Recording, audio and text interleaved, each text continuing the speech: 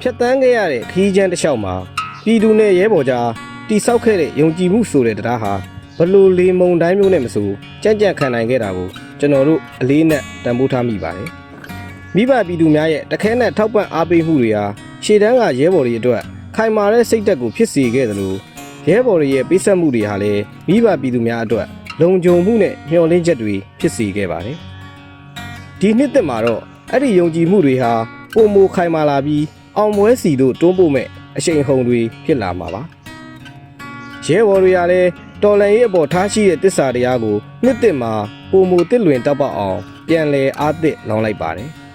ကျွန်တော်တို့ရှောက်လှမ်းနေတဲ့လွတ်မြောက်ရေးလမ်းကြောင်းကိုဘလို့အခက်အခဲမျိုးကမှတားဆီးနိုင်မှာမဟုတ်ပါဘူး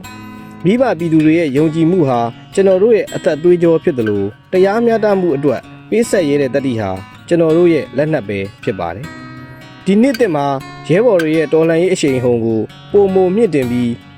ပြည်သူဆန္ဒနဲ့ထက်တူကြတဲ့ပန်းတိုင်စီတို့မရအယချီတက်သွားမယ်လို့အလေးနဲ့ဂရုသစ္စာပြုပါတယ်ကျွန်တော်တို့ရဲ့ခြေလမ်းတိုင်းဟာအမှန်တရားအတွက်သာဖြစ်ပါလိမ့်မယ်ကျွန်တော်တို့ရဲ့ရဲရဲတောက်တတိနဲ့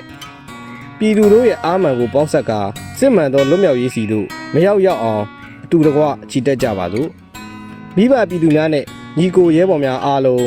နှစ်သက်နဲ့အတူအောင်ပွဲစီတို့အတူတူရှောက်လန်းနိုင်ပါစီကြောင်းမူဝင်ခရိုင်အမှတ်1တရင်ဒေတာဖီနစ်ကော်လမ်မှ